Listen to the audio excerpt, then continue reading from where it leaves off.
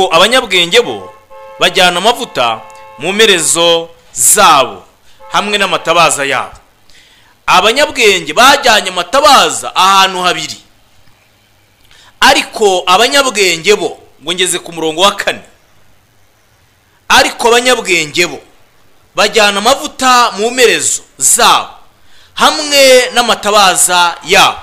Mu matabaza hari harimo amavuta, no mu mperezo zabo hari harimo amavuta.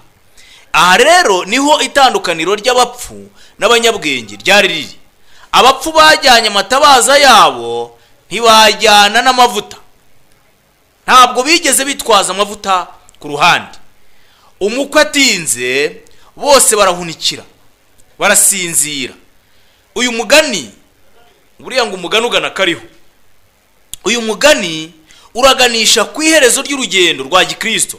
Hariho abantu benshi bibwira ko bari mu nzira y'agakiza, navuga yuko rwose bumva batanibeshya bagereranyije cyangwa se bigereranyije n'abandi. Ariko niba hari ikintu gikomeye, ni aba bakobwa 5 b'abapfu. Niba hari umugabane ugoye kumenywa, umuntu akaba yamenya ngo yesemerere muri uwe ruhande, ni uyu mugabane wiswe abakobwa 5 b'abapfu. Aba bakobwa 5 b'abapfu ntabwo ngo bari abantu rwose batakunda Imana, bari abantu bayikunda ndetse banayiririmba, banayibwiriza, banayivuga. Ariko se byabagendekeye bite? Kuki bagiye bagahaguruka badatwaye amavuta mu mperezo? Icya mbere, imperezo ntazo bari bafite. Icya kabiri, nta n'amavuta yari azirimo. None se bari buyatware hehe n'ubundi badafite aho kuyatwara? Umukwe rero atinze, bose barahunikira, barasinzira. Uyu mukwe ninde? Turaza kumubona. Ariko nijoro mu gicuku habaho urusaku ngo umukwe araje, nimusohoke musanganire. Maze b'abakobwa bose barahaguruka, baboneza amatabaza yabo. Abapfu babwira abanyabwenge bati, nimuduhe ku mavuta yanyu kuko amatabaza yacu azima. Ariko abanyabwenge barabahakanira bati, oya, ntiyadukwira twese, ahubwo nimujye mu bahanjuzi muyigurire. Aba bahanjuzi nabo ni ikintu gikomeye. Bagiye mu bahanjuzi kuyagurayo, amavuta bayabuze. Mbibutse ko amavuta muri Bibiliya agereranywa n'umwuka wera.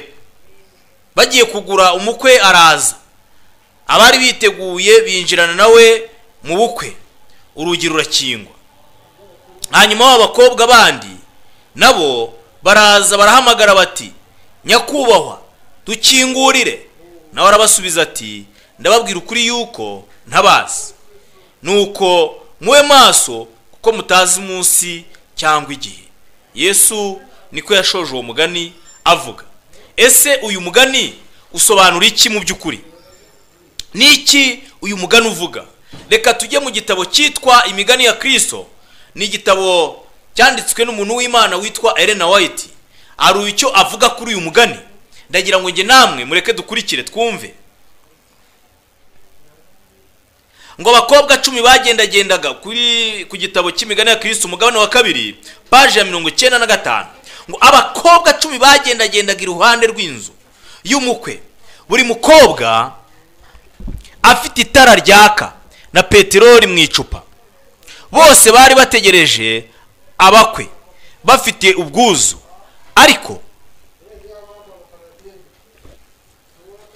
Ariko abakwe batinze, amasaha arahita. Ba bakobwa batangira kunanirwa, maze barasinzira. Igicuku kinishye bumva urusaku ngo dore umukwe araje, nimusohoke tumusanganire, nimusohoke mumusanganire. Abari basinziriye bahita bakanguka, barahaguruka, babona abakwe baraje, bamurikiwe kandi bizihijwe n'indirimbo z'urufaya. Abakobwa 10 batangira gucana amatara. Nyamara 5 bari bibagiwe gushyira peteroli mu macupa yabo.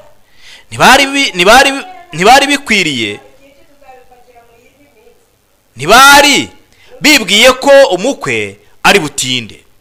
Ikintu cya mbere cyatumye baranegirije, barapinze cyangwa se bumvise ibyo bitari bushoboke, ariko icyo bibwiraga bidashoboka cyarashobotse. Icya mbere bibwira ko umukwe atari butinde, ariko yaratinze rwose. Uyu mukwe uvugwa hano wabwiye nti turaza kumenya uwo ari we, ni Yesu. Nta wundi mukwe uvugwa n'ibyanditswe byera. Ngo bari bibwiye ko umukwe atari butinde, bituma batitegura ibyabatungura. Biringiraga bagenzi babo bababaye bati nyamuneka nimuduhe. Bari bababaye, barabinginga bati nyamuneka nimuduhe kuri peteroli yanyu kuko amatara yacu azima. Ariko abakobwa batanu bari bamaze gucana amatara yabo, nta yindi peteroli bari basigaranye. Niko kubasubiza bati ntabwo yadukwira twese, ahubwo nimujye mu bacuruzi muyigurire. Igihe bari bagiye kugura peteroli, abakwe baba barabasize. Abakobwa batanu bari bafite amatara yaka binjirana n'umukwe, maze urugi rurakingwa. Abakobwa b'abapfu bageze ahabera ibirori, uhagarikiye ibirori aravuga ati simbazi. Nuko bahera hanze bumiwe muri icyo gicuku. Mu gicuku bibutse ko igicuku kivugwa aha ni igicuku cy'iby'umwuka. Turimo turareba umugani ugana kariho. Uko igitekerezo rero gisobanurwa nuko Kristo yatekerereje abigishwa be igitekerezo cy'abakobwa 10 yerekana uko itorero rizaba rimeze mbere yo kugaruka kwe. Hariho abantu b'uburyo bubiri bavuga ko bategereje shebuja, bitwa abakobwa cyangwa abari, kuko bavuga ko bafite kwizera. Amatara ashushanya ijambo ry'Imana, kuko tubisoma muri Zaburi 119 murongo wa 105. Dawidi niwe wabivuze, yavuze ngo ijambo ryawe ni itabaza ry'ibirenge byanjye. Amavuta ni ikimenyetso cya mwuka muziranenge cyangwa se mwuka wera. Umuhanuzi Zakariya yaravuze ati mbona igitereko kitabaza n'amatara 7 yo kuri cyo, kandi ayo matara ari hejuru yacyo yose. Itara ryose ryari rifite imiheha 7, kandi impande zombi hari imyelayo 2. Nuko mbaza marayika nti ibyo bisobanurwa bite? Aransubiza ati ngiri ijambo ry'Imana, si kubw'amaboko kandi si kubw'imbaraga, ahubwo ni kubw'umwuka wanjye, ni kuhiteka Nyiringabo avuga. Ndongera ndamubaza nti ari amashami y'imyelayo 2 ari impande zombi z'imibirikira y'izahabu uko ari 2 akikamuramo amavuta asa n'izahabu asobanurwa ate? Aransubiza ati aba ni abantu 2 basizwe amavuta, bahora bahagaze imbere y'umwami w'isi yose. Zakariya igice cyaho cya 4 umurongo wa 1 kugera 14. Umwuka w'Imana avugira mu ruhame rw'intungane zihora imbere yayo. Umwuka w'Imana avugira mu ruhame rw'intungane zihora imbere yayo, abwira abantu b'Imana ko ubuntu bwayo bwonyine aribwo bushobora guhindura ijambo ry'Imana itara rimurikira umuntu. Reka mbabwire bagenzi mujya mu ijuru, ubuntu bwa Kristo bwonyine nibwo butuma ijambo ry'Imana rimurikira umunyabyaha ahacuza umwijima hakaboneka umucyo. Nta buntu bwa Kristo buri mu bugingo bwacu, rwose ibyo tuvuga byose byaba ari amanjwe, byaba ari nk'iby'abakobwa 5 b'abapfu. Niyo mpamvu umuntu uvuga izina ry'Imana wese, ijambo ry'Imana rivuga ngo akwiriye kuva mu bidatunganye rwose, kuko waduhamagaye n'uwera, natwe dukwiriye kuba bera. Ngo umwuka w'Imana avugira mu ruhame rw'intungane zihora imbere yayo, abwira abantu b'Imana ko ubuntu bwayo bwonyine aribwo bushobora guhindura ijambo ry'Imana itara rimurikira umuntu. Ntabwo Bibiliya ijambo ry'Imana rishobora gukorera aho umwuka w'Imana atari. Ni kubw'ibyo rero ubuntu bwa Kristo bwonyine nibwo bushobora gutuma icyo gitangaza gikorwa. Igitangaza kivugwa hano ikihe? Kuzura umwuka wera. Aho umwuka wera ari n'ijambo rya Kristo riba rihari, kandi ubuntu bw'Imana buhindura umutima buba aho umwuka wera ari. Abakobwa 10 bose bagiye gusanganira umukwe, bose baragiye, bose bari bafite amatara n'amacupa ya peteroli. Mu gihe runaka abo bakobwa basaga naho badafite itandukaniro. Nawe se ubu abantu bose bavuga ko bizera Imana muri iki gihe cya none bari mu madini atandukanye, nigeze mvuga nti ntacyo mpfa n'amadini ariko nta nicyo mpfana nayo. Kubera iyo mpamvu inzira y'agakiza itandukanye rwose n'amadini twaba tubarizwamo uko yaba angana kose. Ariko hariho inzira y'Imana imwe rukumbi. Ni inzira iyo Yesu yavuze ati nige nzira n'ukuri n'ubugingo, nawe ujya kwa data namujyanye. Kubw'ibyo ijambo ry'Imana niryo kuri, kandi Yesu yaravuze muri Yohana igice cyaho cya 17, Yohana 17 usomye ku murongo n'ubundi wa 17, reka tuhasome. Abantu b'Imana buriya dukwiriye gusobanukirwa neza n'ibanga ry'inzira y'agakiza, ko inzira y'agakiza arahishuye rwose. Yesu yaravuze ngo ubereshe ukuri, ijambo ryawe niryo kuri. Ntabwo ijambo ry'Imana rero rishobora kweza umunyabyaha udashaka kwihana, umunyabyaha udakorerwamo n'ubuntu bw'Imana. Uyu muntu nahuriye na Kristo, kuko ijambo ry'Imana niryo ryonyine ribasha kweza umutima w'umunyabyaha rikawutunganya rwose. Kandi ubu buntu bwa Kristo budukiza, ubuntu tubonera i Karuvari, umwana w'Imana we yatambwe kubw'ibyaha byacu, kubw'ibyaha by'abari mu isi, ariko nanone bisigariye umuntu ku giti cye kwakira ubwo buntu bw'Imana. Ubu buntu rero nibwo twagiye twiga mu gitabo kimwe cyitwa Umugenzi, aho twabonye Yohana Bunyani ava mu gihugu cy'irimbukiro yerekeza i Siyoni, aho abagenzi berekera, abagenzi bajya mu ijuru. Aho nanone ijambo ry'Imana ryongera kuduhamiriza ngo reka dusome muri Zaburi twumve. Zaburi ya 89, munyemerere tuhajye. Naho muri Zaburi naho hari icyo ijambo ry'Imana rivuga ku banyamahirwe. Ni bande bahirwa? Ni bande? Twihuse tujye mu nyandiko zera za Bibiliya. Ijambo ry'Imana burya rwose ni itabaza ry'ibirenge byacu, iyo twemereka tuyobora.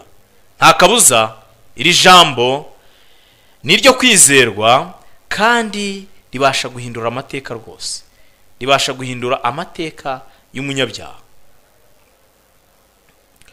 Iryo jambo riraduhamiriza ko hahirwa abafite mu mitima yabo inzira zerekera i Siyoni. Hahirwa abafite mu mitima yabo inzira zerekera i Siyoni. Reka dusome.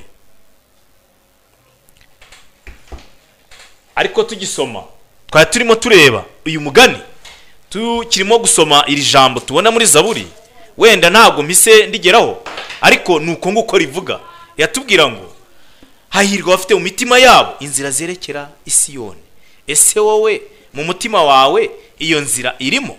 Iyo nzira yerekera i Siyoni uyifitemo? Igenzure, nanjye nigenzure.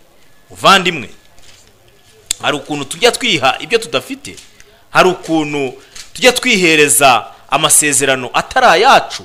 Umuntu akwiriye gusobanukirwa neza niba koko iyo nzira muri we yaratangiye, inzira yerekera i Siyoni.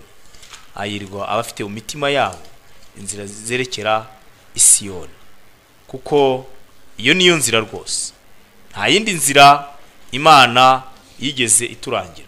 Dukomeje ikiganiro cyacu, nuko iryo jambo ari ryo kwizerwa, kandi mu migani ya Kristo turakomeza dusoma ya magambo yongera kuduhishurira iby'uyu mugani. Umuhanuzi Zakariya yavuze iki?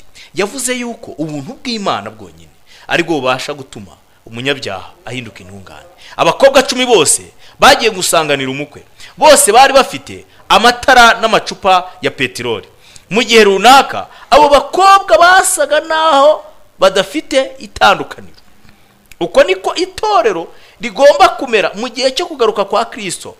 Abo mu itorero bose bazi ibyanditswe rwose.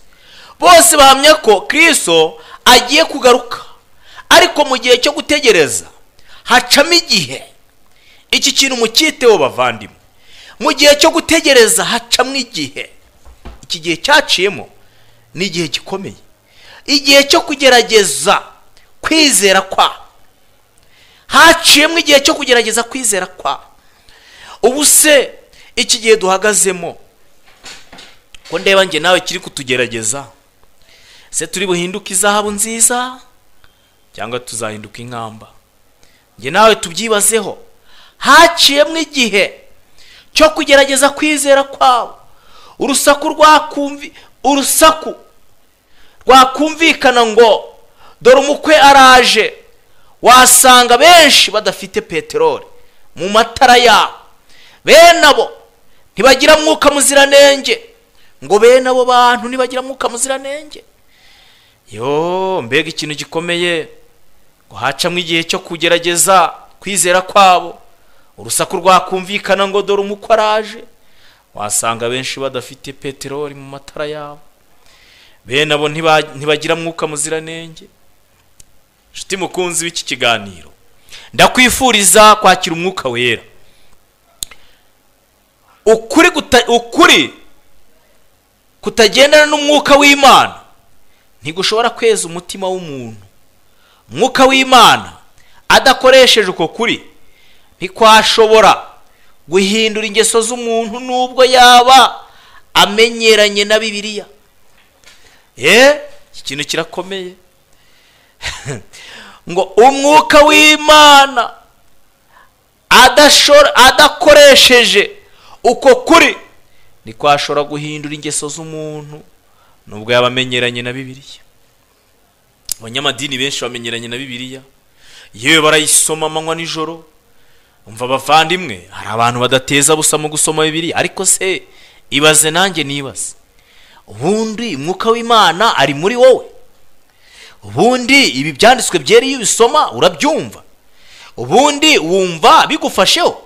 Ubundi wumva rya jambo Yesu yavuze ngo ubereshe ukuri uko ijambo ryari ryo kuri? Wumva iryo jambo riri kukweza koko? Ese ritweza rite? Uko riduca ku cyaha. Abagabo n'abagore bafite umwuka w'Imana ntibashobora gutandukanya ukuri n'amafuti. Abagabo n'abagore badafite, nari nsomye nabi munyihanganire, abagabo n'abagore badafite umwuka w'Imana ntibashobora gutandukanya ukuri n'amafuti, kandi ibyo bibasha kubagusha mu bishuko. Abantu bagereranywa n'abakobwa b'abapfu. Ntabwo ari indyarya, bageza ukuri ku bantu, babasha kubabwiriza butumwa, babasha kugeza ukuri ku bandi. Ngo ntabwo ari indyarya, ngo kandi bakita kuba kwemera, ariko bo ntibemere gukoreshwa na mwuka muziranenge. Ntibaguye ku rutare ngo bemere ko rubamenagura kamere yabo ya kera. Ntibaguye ku rutare ngo bemere ko rumenagura kamere yabo ya kera. Iki ni ikintu gikomeye.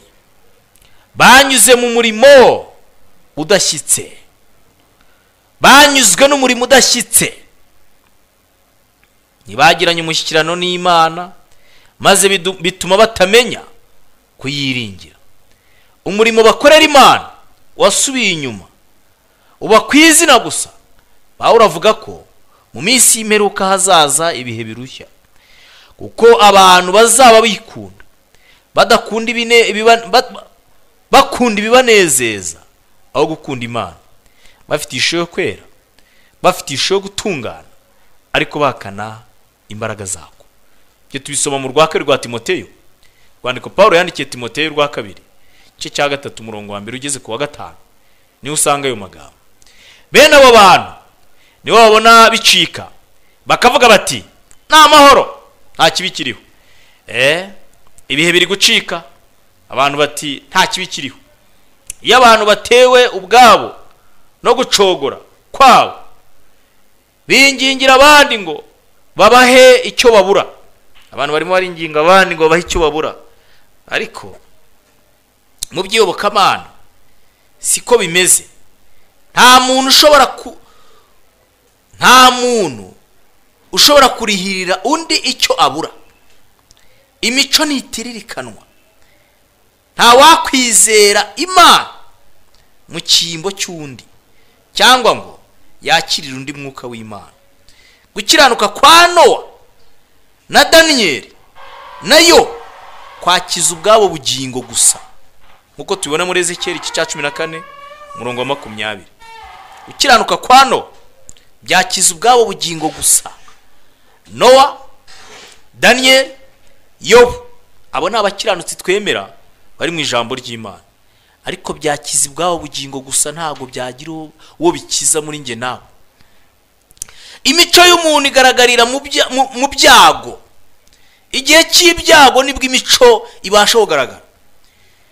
Abantu b'Imana muri iki gihe tumaze igihe turi mu gihe cy'icyorezo cya COVID-19, abantu bamwe bagerageje kwitana ba mwana, abandi bafata ibihe barabyitiranye bati umurimo urangiriye ahangaha.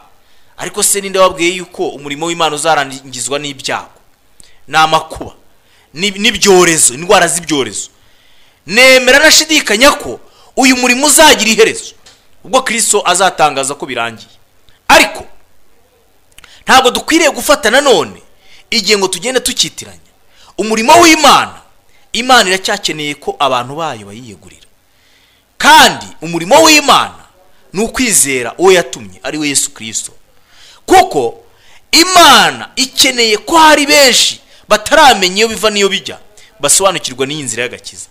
None se mugenzi, umurimo w'Imana waba wararangiye kandi si gifite abanyabyaha batarasobanukirwa n'ubutumwa, kandi Imana ikeneye kugezaho ubutumwa bwiza? Reka rero twe kuvuga ngo umurimo w'Imana wararangiye kandi Imana ubwayo ari yawutangije. Neza natangaza iryo tangazo ko uwo murimo urangiye.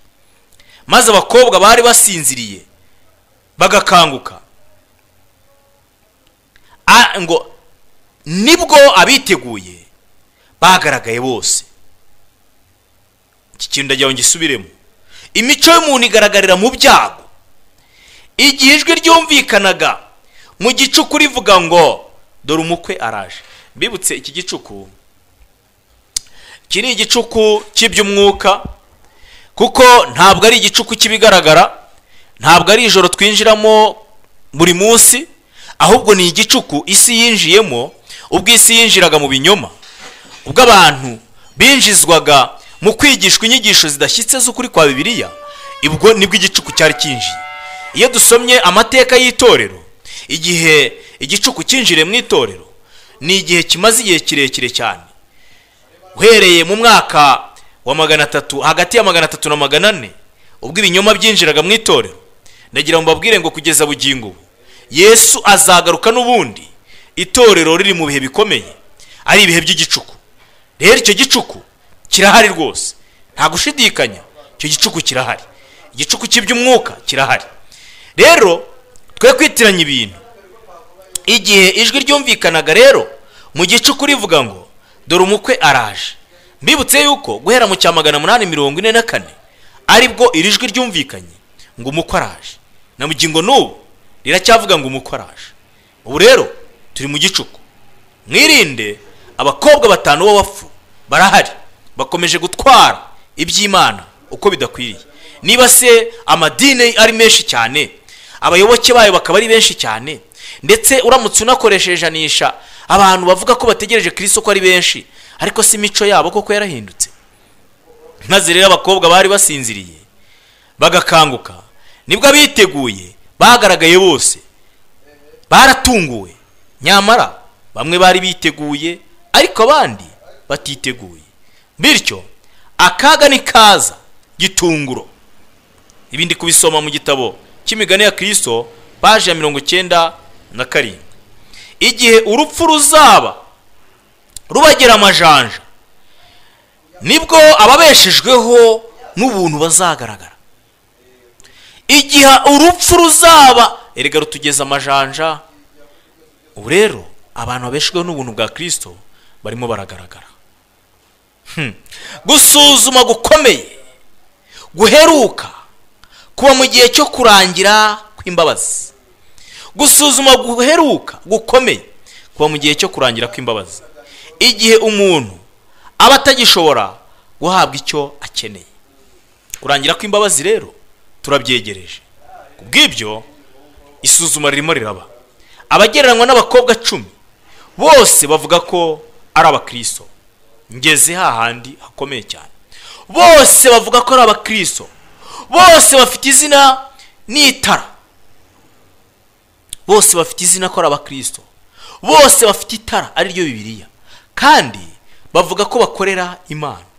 Bose bagaragara ko bategereje kubona Kristo agarutse. Nyamara abagereranywa n'abatanu ntibiteguye, bazatangara bashobewe igihe bazaba babujijwe kwinjira mu nzu y'ibirori. Bazatangara bashobewe igihe bazaba babujijwe kwinjira mu nzu y'ibirori byacyurijwemo, inzu yacyurijwemo ubukwe bw'umwana w'intama ariwe Kristo uzaba ugarutse.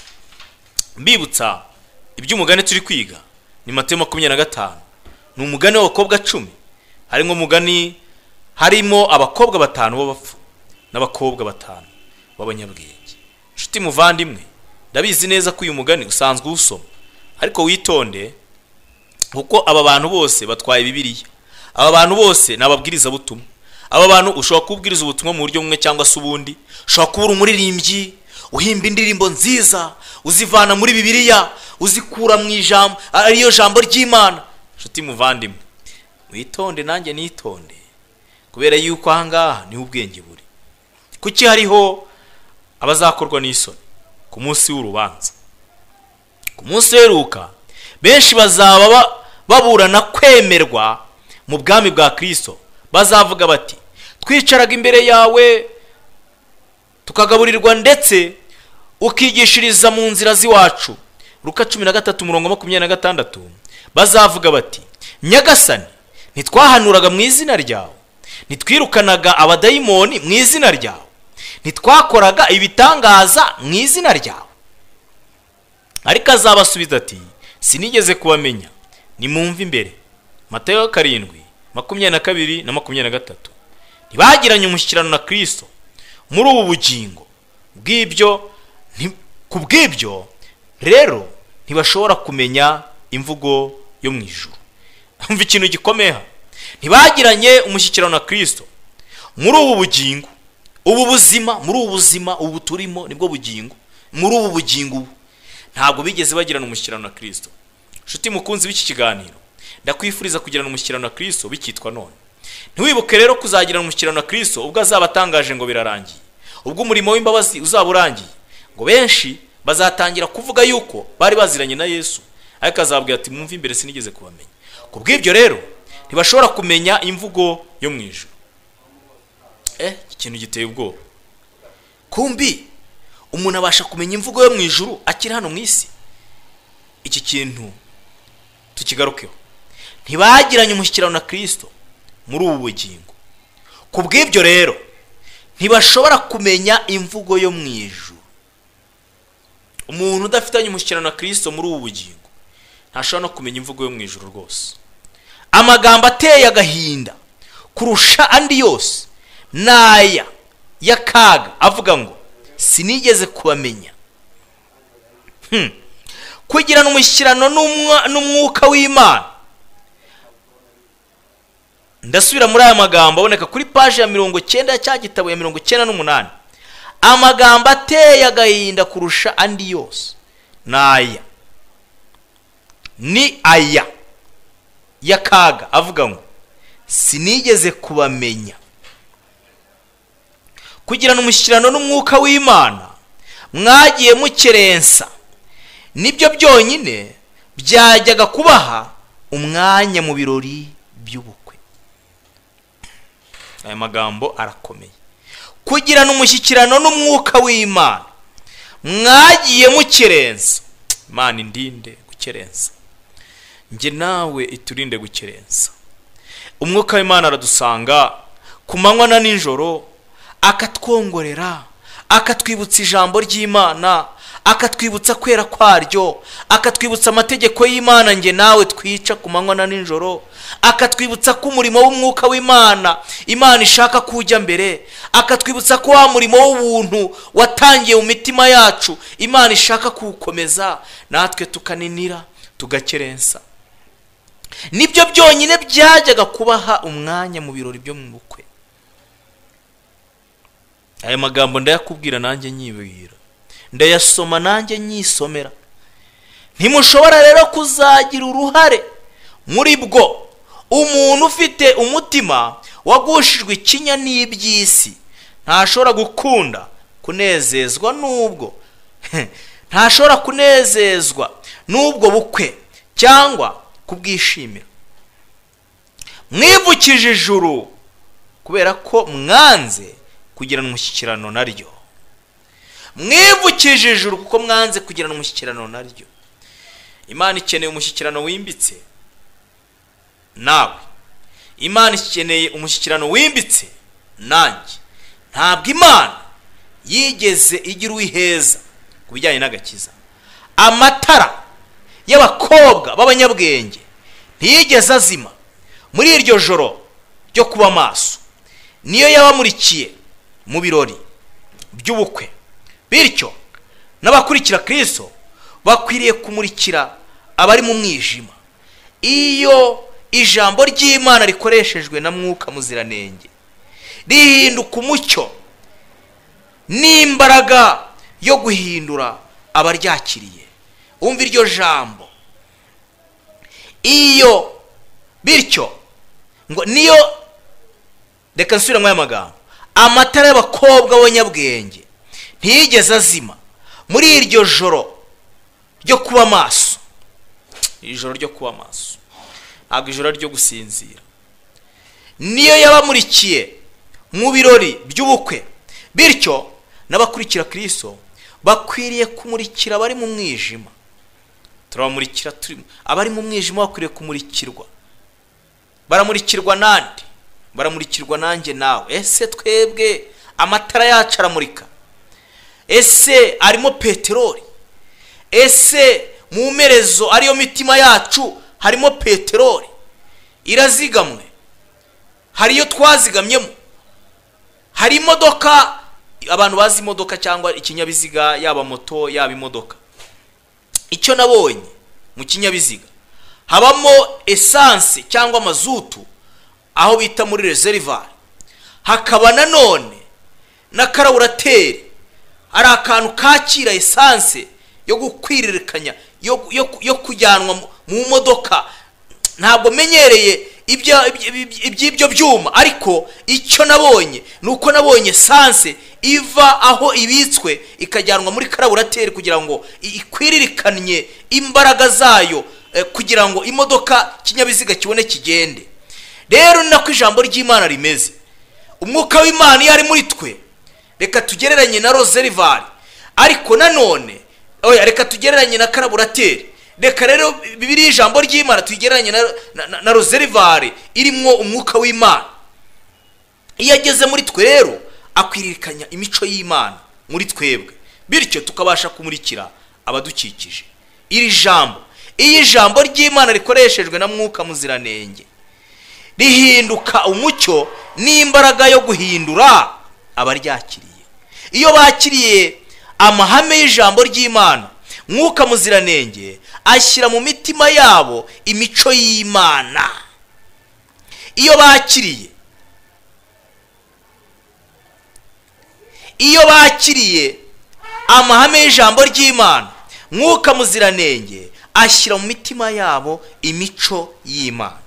Iki nicyo Imana ishyira mu mitima yacu. Iyo bakiriye amahame y'ijambo ry'Imana. Reka mbibutse iki kintu. Hari abantu bamwe barimo bitiranya ibintu. Ndagira ngo nkubwize ukuri, niba ubona hari ihame ryo mu ijambo ry'Imana uri kunyuranya naryo, umenye ko imico y'Imana cyangwa se umwuka w'Imana atari gukorana nawe. Iyo rero umuntu yakiriye amahame y'ijambo ry'Imana, Mwuka Muziranenge ashyira mu mitima yabo imico y'Imana. Umucyo w'icyubahiro cyayo n'imico yayo birabigarurira mu bantu bayo, maze bakamurikira inzira igana mu rugo rw'umukwe, mu murwa w'Imana, ku meza y'ubukwe bw'umwana w'intama. Umukwe yaje mu gicuku, no kugaruka kwa Kristo kuzaba igihe ibitekerezo by'isi bizaba bicuze umwijima. Satani azakoresha imbaraga ze zose n'ubuhendanyi bwose bwo gukiranirwa, nk'uko tubibona mu rwandiko Pawulo yandikiye Abakolosayi, Abatesalonike igice cya 2 umurongo wa 9 umurongo kugera ku wa 10. Umurimo wa Satani ugaragarira mu nyigisho ze z'ubuhakanyi zitagira ingano no mu buyobe bwo muri iyi minsi iheruka. Ntabwo ajyana mu bubata ab'isi gusa, ahubwo ubuhendanyi bwe buyobya n'amatorero yiyita ko ari ay'umwami wacu. Ubuhakanyi bukomeye buzakomeza kubudika ku mwijima wo mu gicuku. Ku bantu b'Imana rizaba ijoro ryo kugeragezwa. Ubuhakanyi bukomeye buri mu madini atandukanye ya Gikristo. Iki ni ikintu gikomeye cyane. Umuntu akavuga ko ari kwigisha abantu ijambo ry'Imana, nyamara afite bimwe byo muri ryo ahakana. Ubu ni ubuhakanyi. Bibiliya ivuga ko rwose nta jambo na rimwe uba wemera, igihe cyose hari ryo wumva wavanamo. Ijoro ryo gutotezwa bazira ukuri. Ariko muri iryo joro ry'umwijima w'ibyobokamana, umucyo w'Imana uzamurika. Amen. Aha ni ibyiringiro by'abana biri.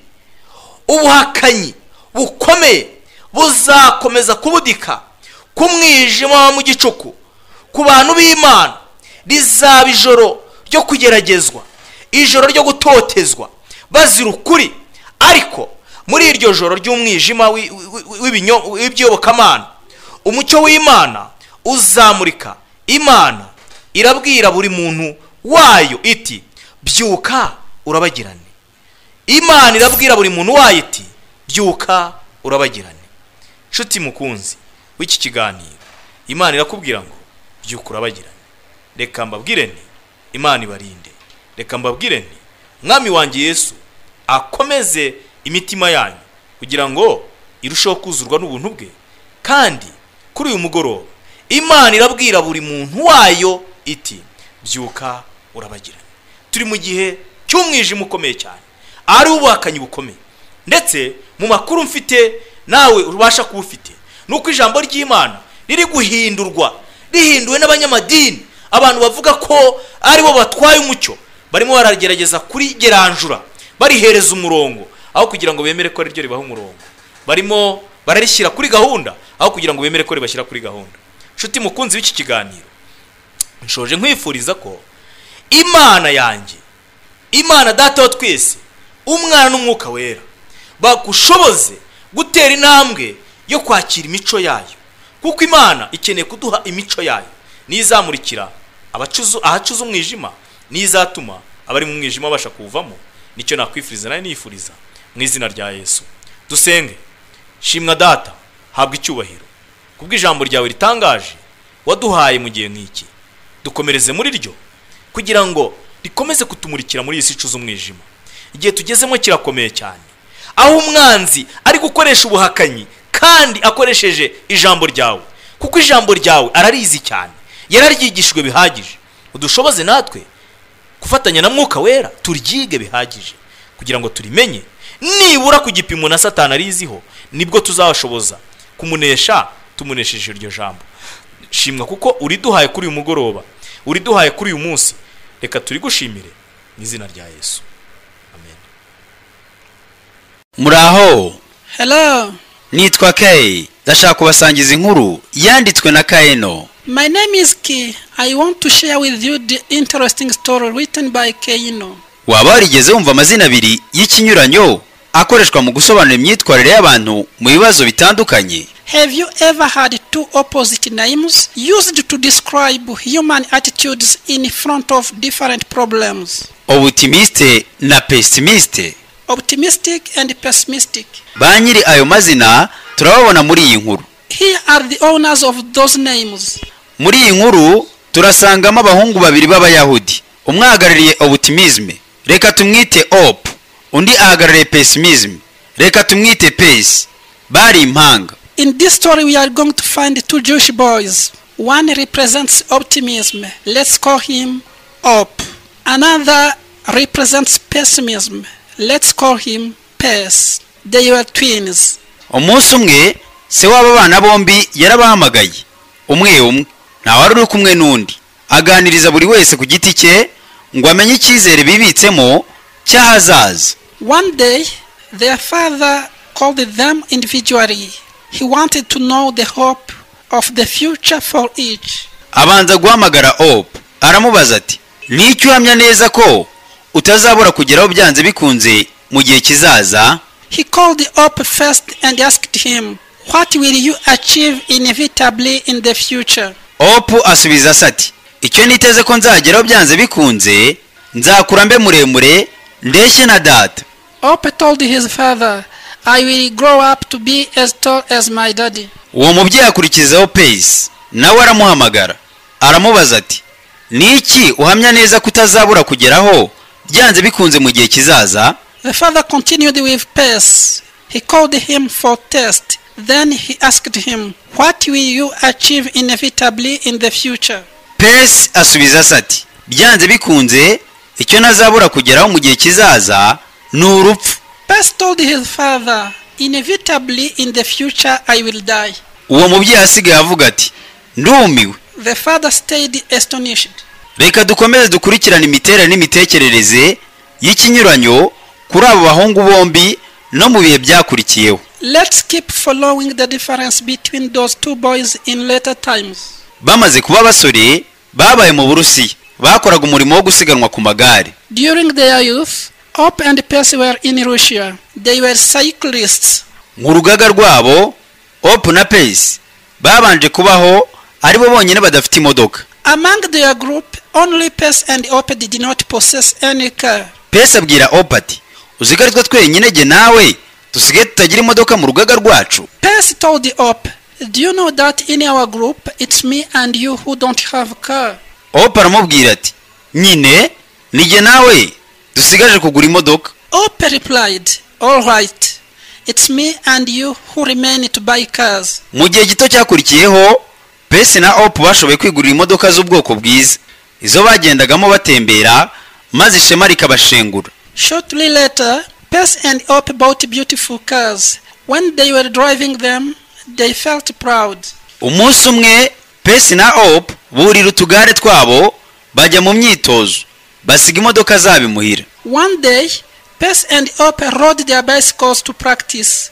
They left their cars at home. Mu masaha make yakurikiyeho abanazibohereza igisasu gisandarara ku modoka zabo bahungu b'impanga. A few hours later, the Nazi threw a bomb that exploded on those twins' cars. Mu guhindukira Pace niwe wageze imuhira mbere, asanga imodoka zabo zakongotse. When the twins came back, Pace was the first to arrive home. He found their cars on fire. Akibona ibyabaye yavugije induru, ararira ati, "Bega ngo turi abanyamahirwe make, kubera iki ibi byabaye twajyanye amagare aho kuba twajyanye imodoka." As soon as he saw what had just happened, he cried while weeping, "How unlucky we are! Why have we gone with our bicycles instead of our cars?" Uwo mwanya Op nawe barahageze. Akimara kubona ibyabaye yaravuze ati, "Bega ngo turi abanyamahirwe twe n'amagare yacu, kuba igisasu cyaturikiye tudahari twe n'amagare yacu." Nongeye kubisubiramo nti, "Turi abanyamahirwe twe n'amagare yacu." Suddenly Op arrived there. As soon as he saw what had just happened, he said, "How lucky we are, us and our bicycles. The bomb has exploded here in the absence of us and our bicycles. I repeat it, we and our bicycles are lucky."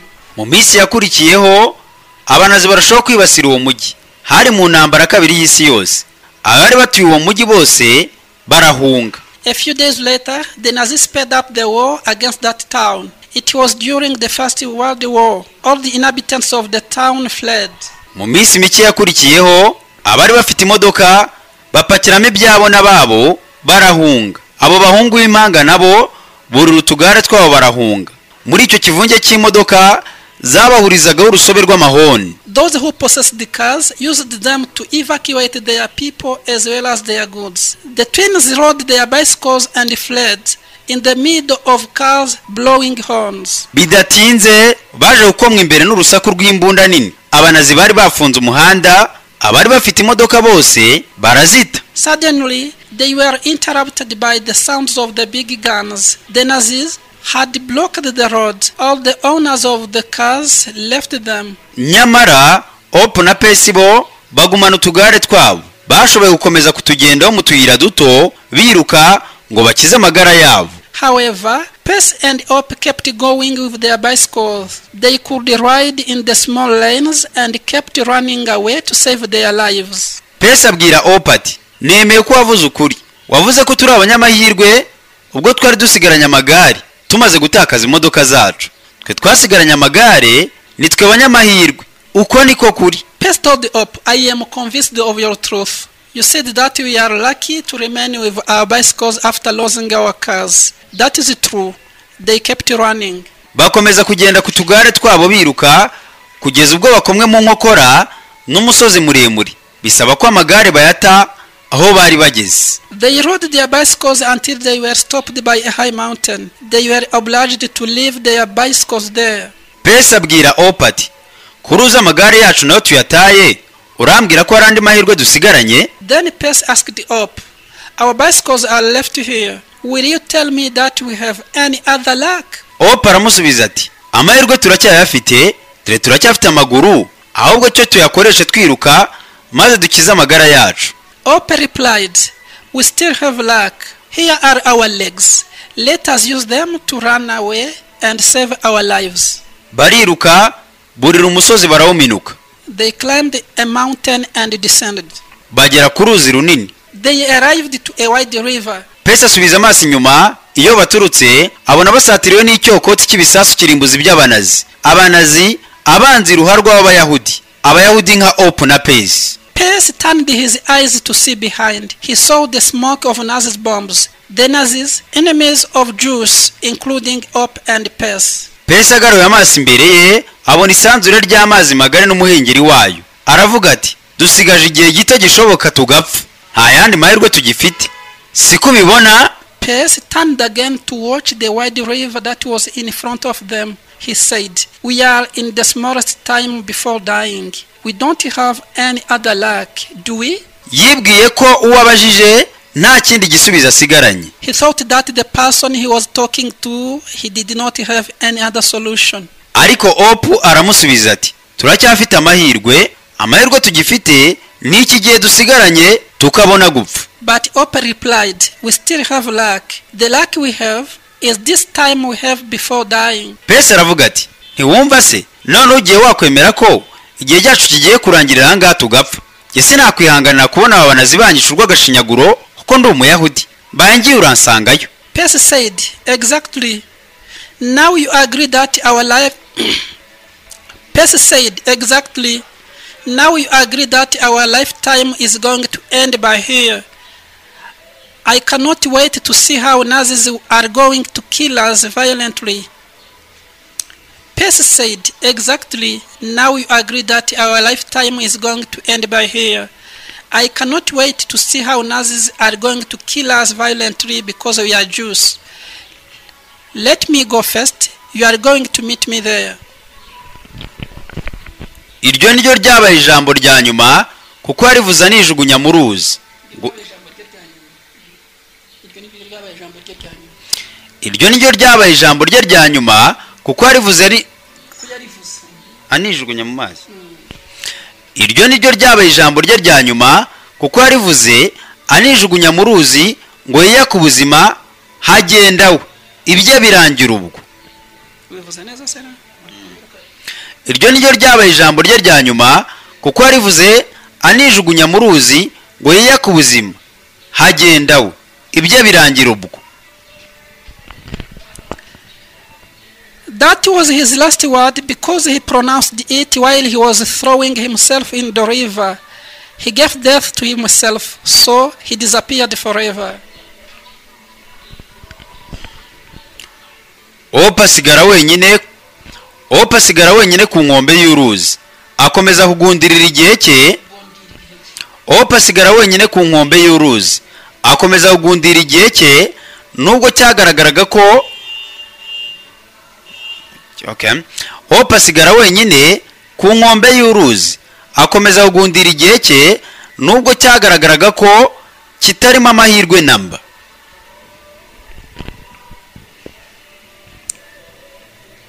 Ope stayed alone at the shore. He kept embracing his life.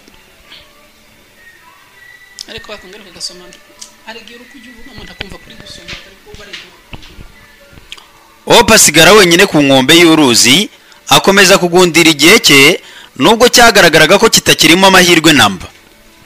Yes. Ope stayed alone at the shore. He kept embracing his lifetime despite it seemed not having any other luck.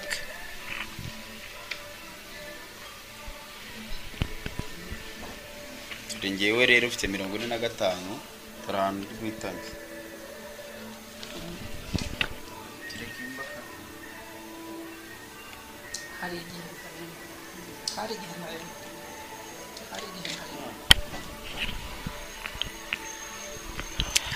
Hari igihe ntarengwa intambara y'abanazi yagombaga kumara. Hari igihe ntarengwa intambara y'abanazi yagombaga kumara ku butaka bw'Abarusiya yari iminsi 200.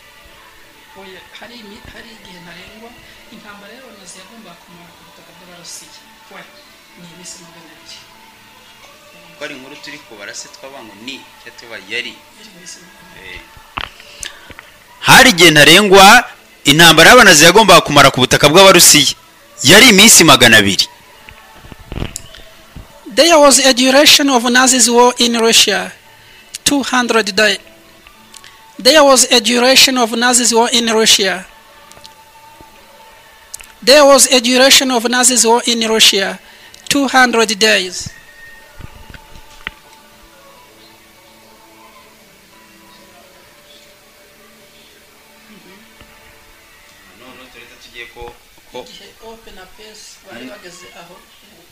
Mwere maze kwijugunya mu mazi deja.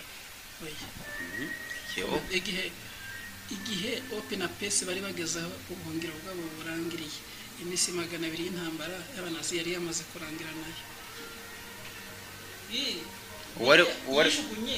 Kandi iminsi yamaze kurangira. Igihe Ope na Pesi bari bagezaho ubuhungiro bwabo burangiriye, iminsi 200 y'intambara y'abanazi yari imaze kurangira nayo. When Pesi and Ope had just missed the refuge, when Pesi and Ope had just missed the refuge, when Pesi and Ope had just missed the refuge, the 200 when Pesi and Ope had just missed the refuge, the 200 days of Nazis war were over. Ingabo z'abanazi zari zimaze kugotwa, zicwa umusubirizo, ziraneshwa, zisubizwa inyuma burundu.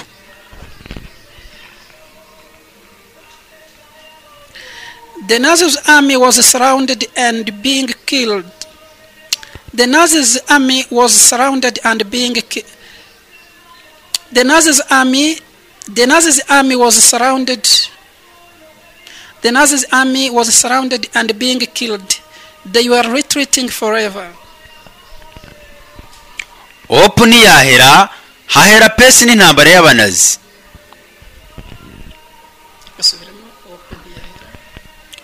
Ope ntiyahera, hahera Pesi n'intambara y'abanazi. Ope survived.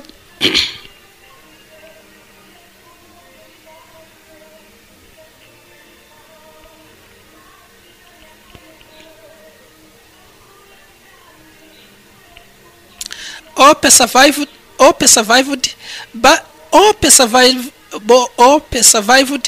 but peace and Nazi's war disappeared.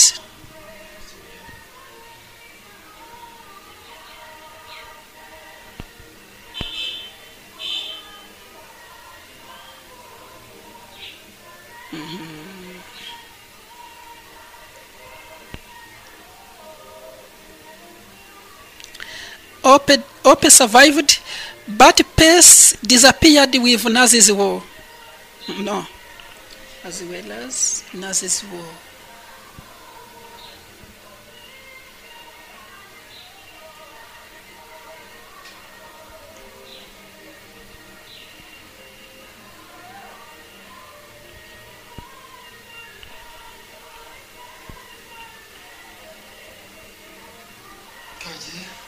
Hope survived, but peace disappeared, and Nazi's war disappeared too.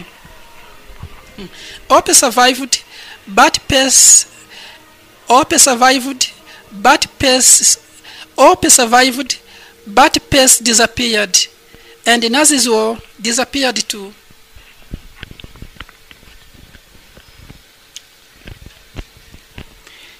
interuro yavuzwe na Hope ndayisubiramo nta jambo nongeye.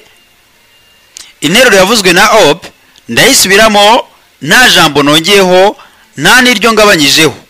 Iragira iti amahirwe dusigaranye n'iki gihe dusigaranye tukabona gupfa. Interuro yavuzwe na Hope ndayisubiramo nta jambo nongereyeho nta n'iryo ngabanyijeho. Iragira iti amahirwe dusigaranye n'iki gihe dusigaranye tukabona gupfa. Let me repeat the quote of let me repeat the quote of let me repeat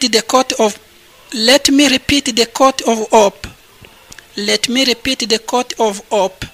The luck we have. Let me repeat the quote of Hope. The luck we have is this time. Let me repeat the quote of Hope. The luck we have is this lifetime we have before dying. Let me repeat the quote of Hope. The luck we have is this lifetime we have before dying. Shuti muvandimwe warukurikiye inkuru. Shuti muvandimwe warukurikiye inkuru. Ndakwibutsa ko iyi nkuru yanditswe na Kaino. My dear friend who is following this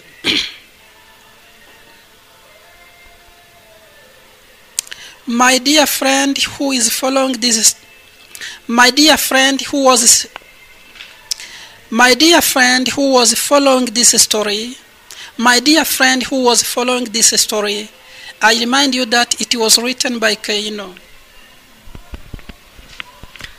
Kaino yasoje agira ati niba hari amahirwe runaka usigaranye mu buzima, ayo mahirwe ashakirwa ni mu gihe cyawe usigaranye. Kaino yasoje agira ati Kaino has concluded by saying this. Niba hari amahirwe runaka usigaranye mu buzima, niba hari amahirwe runaka usigaranye mu buzima, ayo mahirwe ashakirwa ni mu gihe cyawe usigaranye mbere yo gupfa. If you still have some luck, if you still have some luck in your life, it is searched in If you still have some luck in your life, it is searched in this lifetime you have before dying.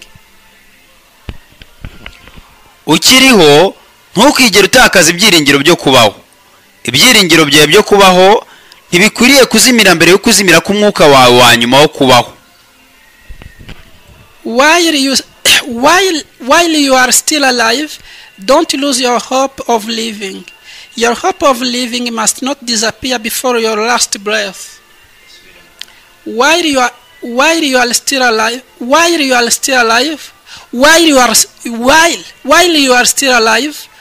don't lose your hope.